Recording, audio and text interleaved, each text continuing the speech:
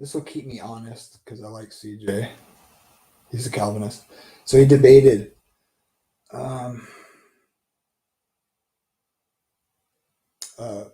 what's the best answer to the problem of evil, Calvinism or non-Calvinism? So I obviously am a Seventh-day Adventist, and the kind of great cosmic conflict theodicy, I should start calling it that so people will watch the videos that I do on theodicy regarding the great controversy. But it's not an Adventist only theodicy, but it certainly is a free will theodicy. It's full blood, dyed in the wool, absolutely necessary free will theodicy. So I'm dedicated to that because I think it's by far the best theodicy and explanation of the biblical data that makes sense of the problem of evil. That being said, and also, so my friend CJ, who's a 5-point Calvinist, I mean, his theodicies and Adventist theodicies cannot accept one another conceptually. So that being said, is what else will be interesting about this is that I'm going to agree with his counterpart, but I like CJ. I trust CJ. I think his theology operates as a Christian better than the people I would agree with, including his partner, who's a free grace advocate, but he's a free will advocate. So this would be the first time where I'm on John Crawford's side regarding anything to do with theology that he's debated. So it's an interesting dynamic. It's like I want CJ to win. On the other hand, I don't, because even though I would agree with CJ on almost any other debate I've seen against his partner, but on this matter, I'm going to agree with John Crawford and his points. I think so I'm going to listen to CJ's opening statement and just kind of, because I missed it live. I haven't heard this. So, and it's an interesting way to debate this topic. What is the best way to deal with the problem of evil? Calvinism or non-Calvinism? Of course, non-Calvinism is a super broad thing. It's just essentially, it's like tulip or no tulip, theological determinism or not that. And again, like I said, no matter how you state it, I'm going to go with not Calvinism. So ultimately, because I think that is the right answer. So let's get into it. Because I'm anxious to hear what is said here, how he goes at this.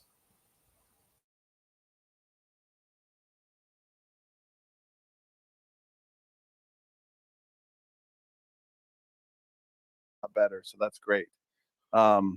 So I think that might be why we're a little confused. Before that, I know you debated Charles. I think it was the Great James 2 debate.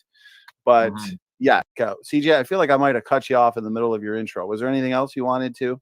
Oh no, you're totally fine. The only thing I was doing there was just trying to jog my memory as to what exactly that last debate I did was. I part of me wants to say it was the Kelly Powers one, but I feel like I've been here since then. But I don't know.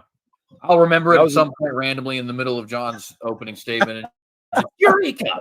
You know, and you have my permission to interrupt John. Seems like it might have been regeneration before faith, but maybe that's not correct. Against, I don't remember who.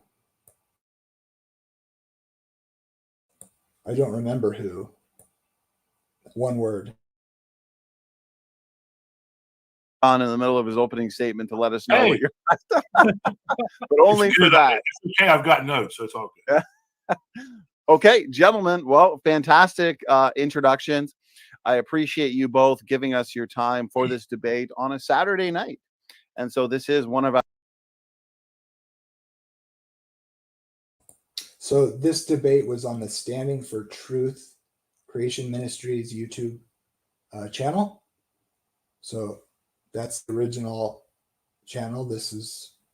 So definitely, if you want to watch the debate, You can go there or to the Synagogue's channel, TheCynicogue, which is CJ's channel. And I'm watching this from his replay of it last night. So all credit to the original channels. Our Saturday night showdowns. It's debate night on Standing for Truth. So, okay, I'm going to go over the format real quick for tonight's debate. It's a little bit of formal, a little bit of informal. And so what we're going to have is 15-minute opening statements, followed by an 8-minute uninterrupted rebuttal. And then we're going to have a 50-minute discussion period. So rather than a strict cross-exam, it's going to be more of a free-flowing discussion where CJ and John can bring up relevant points to discuss. Then we're going to have a 5-minute closing statement where John and CJ can wrap up their thoughts and points for tonight's debate. And then we'll get everybody in the audience involved. We'll have a roughly 25 to 30-minute audience Q&A. And so please, if you have a question for John or you got a question for CJ, let me know.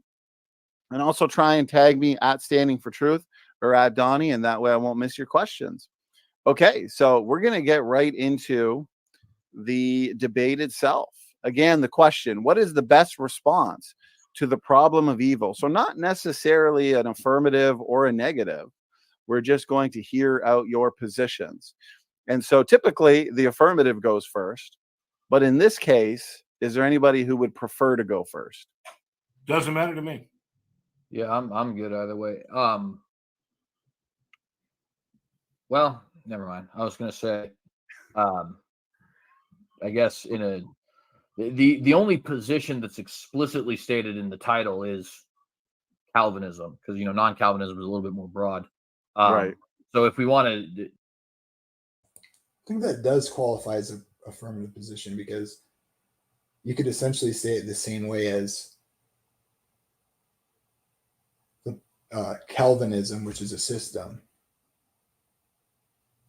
or not Calvinism, essentially, which is everything else. So it is kind of the affirmative because you're taking a positive position there. I don't know. That is an interesting way to. I'm not sure how to categorize that. look at it that way, I guess it's kind of not really an affirmative, but but either way, I don't even mind. It's just okay. Well, yeah. What we could do, see. Yeah, I think you could say that. Although Calvinism isn't necessarily positively a thing, they're both kind of equally that. But I would say, yeah, it is positively affirming tulip or not tulip. So I'm glad you went first, CJ.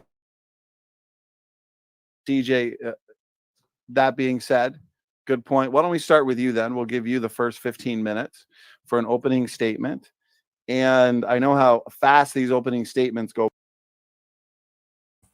I don't know if this is a prediction. Since I didn't see it, I guess I want to say a few things, make some predictions.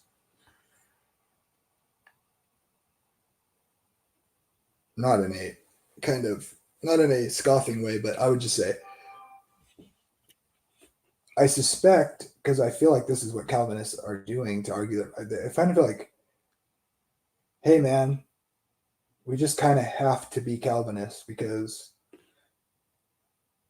when you consider the philosophy, like God's responsible for everything. So it's just like, we have to accept that. And then therefore it just is by necessity, according to scripture, that God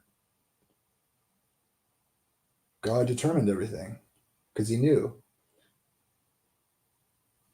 And by the way, I wanted to say this about everybody knows that, or should know, that Calvinists understand that knowledge doesn't equal, and I think people could kind of not understand this a lot and then misspeak about it. But I think when intelligent people are saying to Calvinists, hey, look, knowledge doesn't equal determinism.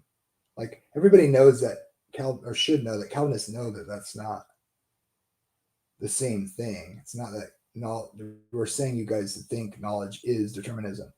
It's more like as far as concepts, but you essentially are arguing, because I could ask you, how is it that God, how is it that God knows what you will do and that that's set in stone? Well, you guys do think God knows because he determined everything. Although at times I think you waver a little bit about that. But at the end of the day, you guys end up arguing that, well, God determined everything ahead of time. That's how he knows. Or you could say, God knows, you guys believe that God knows because he determined everything. And of course, that involves other theological concepts, but it is true. Everybody else is basically saying, no. Do you think that implicates God? We affirm God knows, but that it's not necessary that he knows because he determined it. Or that the only way he can know with certainty is because he determined it. So in a way, you guys are arguing against our position that it's the only thing that makes sense. In other words, that functionally God's knowledge is because he determined it, and he determined it, and therefore knows it. That is essentially the tension.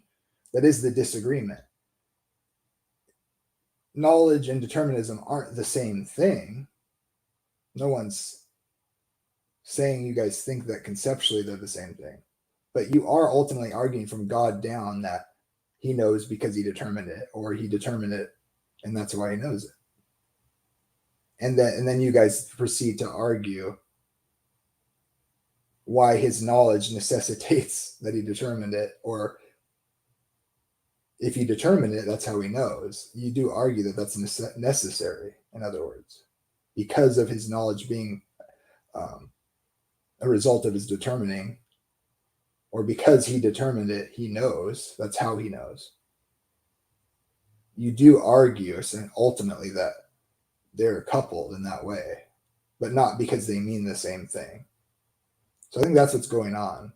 So in a way, in a sense, you are making knowledge intrinsically tied to God's determining, but not because of the same concept. But you guys do argue that they're necessarily tied, and that's your explanation. Everybody else is saying no, because knowledge doesn't necessitate determining. It's like offering arguments to why that is necessarily the case, and everybody else is saying no, we don't accept that. And because the concepts are not identical, we don't think the text is saying that or necessitates that.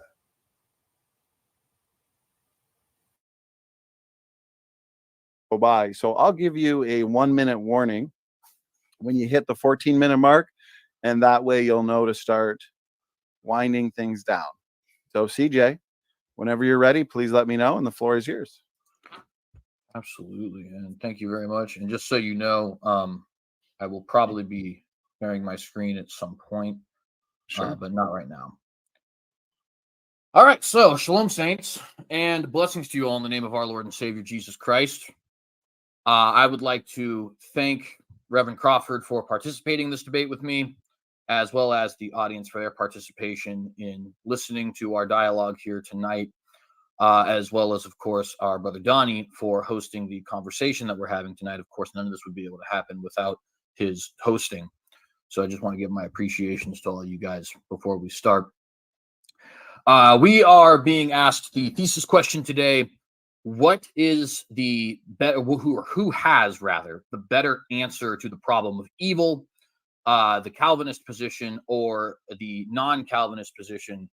And which particular non-Calvinist position will you have to, I guess, wait and see for the opening statement of our interlocutor here today. And I will be arguing that the Calvinist position is, in fact, the best answer for the problem of evil. I believe it is the best answer in at least 3 different ways. Number 1, I believe it is the most biblical answer. Number 2, I believe it is the most philosophically coherent and logically coherent answer, which philosophically, logically, you could kind of interchange those, I guess. And number 3, I believe it is the most emotionally satisfying answer. So I want to be defending all 3 of those positions here in the dialogue today. So before I get into why I think that is, let me actually illuminate to you guys what I believe the Calvinist answer to this position is. So many of you may be aware that the Calvinist position is that everything is predetermined, at least in some capacity, right? The Westminster Confession, the Westminster Confession, I think, does a very good job of explaining what we mean by this in its 3rd chapter when it says, God from all eternity did, by the most wise and holy counsel of his own will, freely and unchangeably ordain whatsoever comes to pass. Yet so, as thereby neither is God the author of sin, nor is violence offered to the will of the creatures, nor is the liberty or contingency of second causes taken away, but rather established. And so what our affirmation is, as you hear here, is that everything is predestined. God has foreordained absolutely every single thing that has come to pass, and that does include the evil things, but that he has managed to do so in his great power in such a way that our free will is actually not taken away. And this is why we say compatibilism rather than a hard determinism where free will and determinism are in fact not compatible with each other.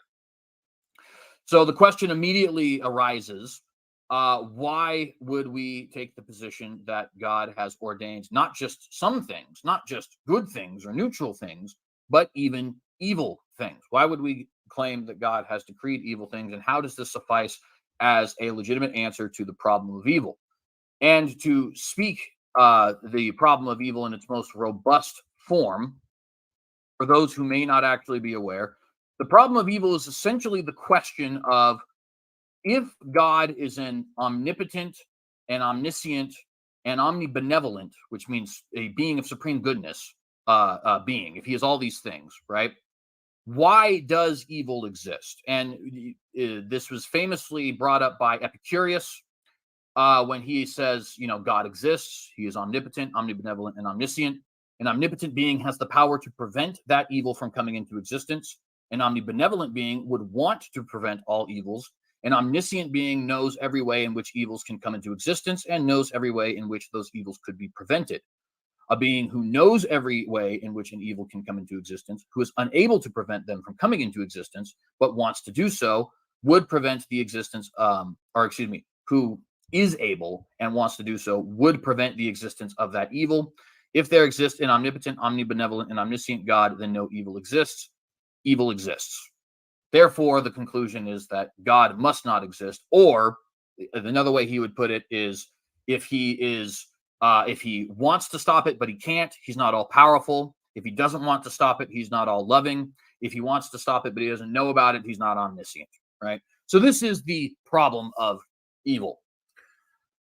So the answers, I think, to this come in multiple different facets, and the solution, to be straightforward with it, and then we'll get to the text, is I think the answer to the problem of evil is not to sacrifice God's omniscience, is not to sacrifice his omnipotence, and not to sacrifice his all-loving nature, but rather to say God has foreordained whatsoever comes to pass, including the evil, because that is the best way, according to him at least, to complete his plan, to bring his plan to fruition in such a way that it is most glorifying to him, and in such a way that it is best for us, his people.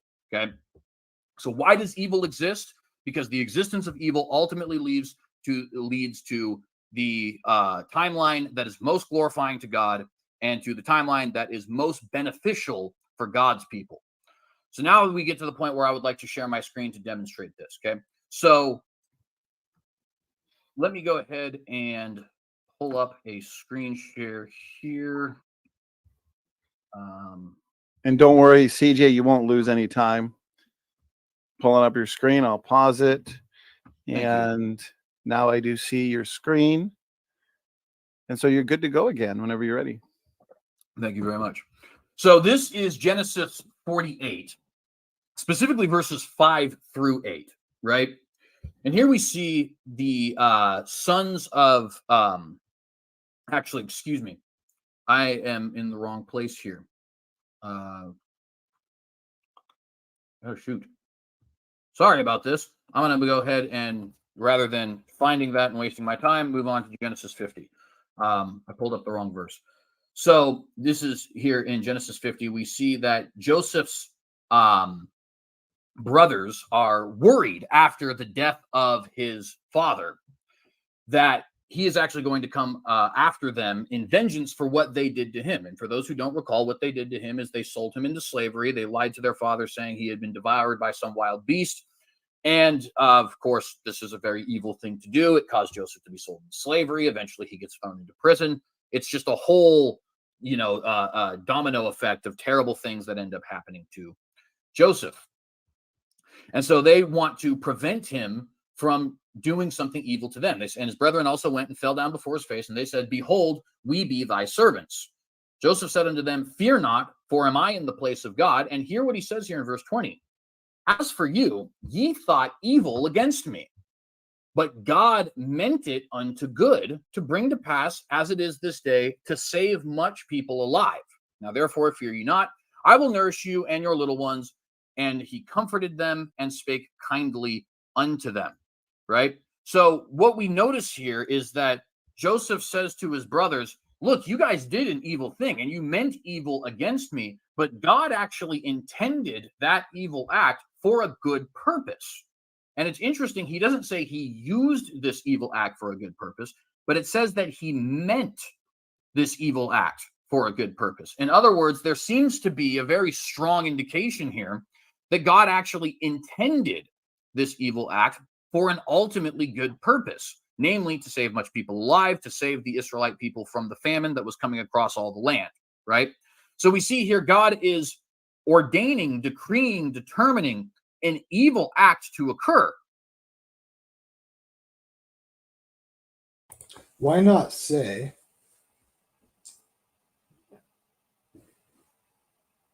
how do we know that they think of it broken down like we do? In other words, there's an outcome that Joseph be in slavery in Egypt so that he becomes second in command of Egypt and Potiphar's household or whatever. Second, not Potiphar's house or whatever. And so when he says, you meant it for evil, but God meant it for good, why apply that to, like, what was their intention? It wasn't necessarily that their intention was to do the selling of him into slavery. And therefore, when God says what you meant for evil, I meant for good. Clearly, what God meant for good was that he'd end up in Egypt to do whatever he's, it's talking about, right? To interpret the dream and prepare Egypt so that it would store up food, and then the reconciliation would happen. So that Egypt would be saved, and so the Pharaoh could oppress them later, But like, my point is, you could say that what you meant for evil, that is getting rid of your brother by selling him off to Egypt slave traders, like the evil act you did, God used for good, or God meant for good. I mean, I don't know. Are we arguing that God endorses the evil act? It seems like what are we arguing for here? That it's not evil? I think the point is they are evil, God isn't, because he had an intention and can make lemons out of lemonade. Or lemonade out of lemons. So does this text really want to tell us that God's ambiguous in the determining of evil acts? Seems kind of dangerous to me. It certainly doesn't say, you can certainly interpret it that, but the point is, it's like, no, he determined their evil act. Well, sure, he determined for a purpose, but it's not endorsing their evil act. No, but God uses it. God wanted them to do that evil. It's like, did he? Did he want them to do the evil act of oppressing their brother and practically killing him? I don't know. I don't think that makes any sense. No, but God determined that act. Well, sure. and then you just trace it back to Eden. So I don't know. I want to be charitable. I think you can look at it that way. God certainly knew what they were going to do, but like, did he make them do it? You can kind of go all the way back to the garden and ask, did God determine them and want them to fall? But you could also do the same thing with, yeah, but God's got this under control. He's going to ultimately to the end where he saves people. So it all, like, if you keep tracing it forward, it's all part of God's plan. The question really is, though, the source of evil, of doing something with evil intentions, and how that began, and how it ends, and what was necessary causally to get to that end. Because it's like everybody affirms that God's working out all things for good for those who love God. But then the question is, in order to do that, did he have to make evil exist first by determination?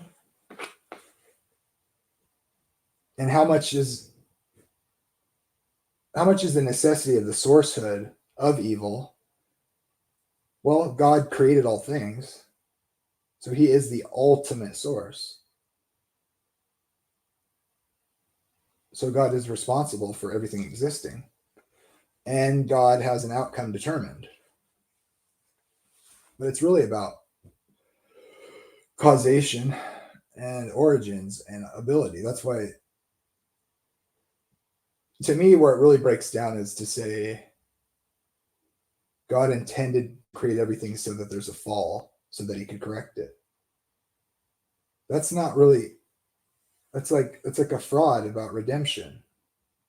That's why it always has to go back to Eden, like, because nobody knows exactly how much God is interfering to like get the outcome he wants, but he's certainly going to determine outcomes for the good. Everybody agrees on that. The question is, really, it gets down to, what was the necessity of evil, and what is responsible for that evil existing? And then you might ask, did God determine that Adam and Eve fell? And if he did, then Calvinism is true. If in some real sense, and then, okay, wait, if that is the case, then the only answer to the problem of evil would be a divine glory defense, which is ultimately what most Calvinists come down to. Is like, this is all about God and him displaying his glory, and that, so therefore it's actually a necessary it's actually a necessity that evil exists for God to exemplify and demonstrate his glory in the greatest fashion. So evil is necessary. In other words, there is no problem of evil. Problem of evil is a tool for God to display his glory most in its highest form or something. And so evil is a necessary good ultimately, because that will display God's glory. And this is the highest expression of that. Evil exists, and then God punishes evil. But the question is, that's what it really comes down to. And I think that's the only sensible way to try to defend that view. And I think the question is, can you accept that or not? Does that make sense? And I think not. I think if your view says God, then you're saying God, essentially God's goal is to manifest his glory, which is true. But the question is, what is it that would glorify him the highest? Like, what is, like, you could almost argue, like, what theodicy is the greatest glorifying system, what glorifies God the most? And I would say that is not the greatest possible being displaying his glory. The greatest possible being, as God describes himself, would be the God of love that redeems creatures that are guilty. And I think there's no guilt if he is ultimately determining that they fall. There has to be a real separation there. In other words, it goes back to the fall. That is, did God need them to fall to demonstrate his glory? Would he not have been as great of a God if and not be able to fully display his glory if there was no fall? And I'm going to say God is not dependent on evil existing to demonstrate his character. It's not necessary. And I think ultimately, if you're a Calvinist, you have to say, no, it is necessary. And this actually glorifies God the most. But I can't accept that God needs evil to demonstrate his character. I think that's actually fundamentally what it comes down to. I think it's really problematic regarding God's character if you believe that his concern is demonstrating his glory by the necessity of evil existing. I think that should be rejected, to be honest. Wholeheartedly, in fact. And I think that's just experientially and demonstratively the case regarding how we deal with mitigating circumstances in our judgments in the court of law, which is based on what God has given to us in his law and taught us about principles of what it means to be good or evil. So I'd love to hear somebody tell me why I'm not making any sense, if they're being constructive.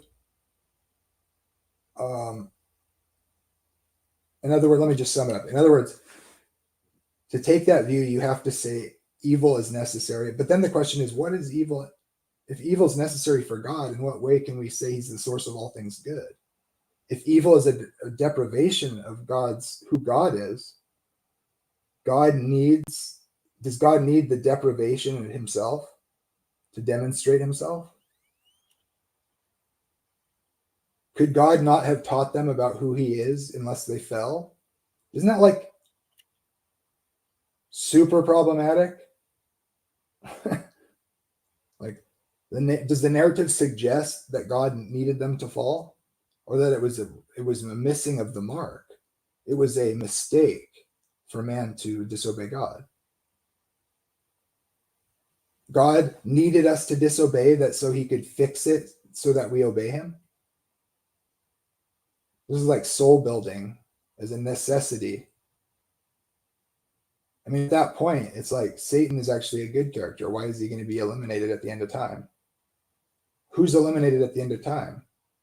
Everyone who doesn't join themselves to God. Does God need to destroy people in order to make creatures that are able to live with him forever? But if he's having to determine everything to make it so that we can live with him forever, why not just determine that we just know that he's God and not fall?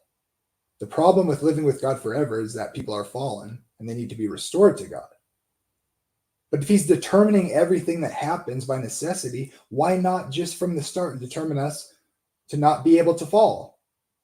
Which you say is a wrong act, to disobey, to be faithless, to choose to not obey God, to choose not to trust God is what's wrong.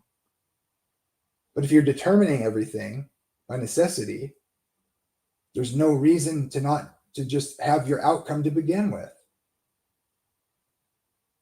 This is why free will is necessary to make any sense of theodicy. He's a redeemer of our autonomous decision to disobey. And so he's demonstrating his character to those who trust him in such a way that they can dwell with him forever. And so the destruction of the wicked will be the tragedy that they were not trusting God, but that their destruction is necessary because the only way to dwell with God forever is to trust him. And the only way you can trust him is to understand that he's trustworthy. But if he's determining people to fall and not obey that which he's fixing to make them obey, how can you trust that? It's impossible. Therefore, rendering deterministic theology self-contradictory.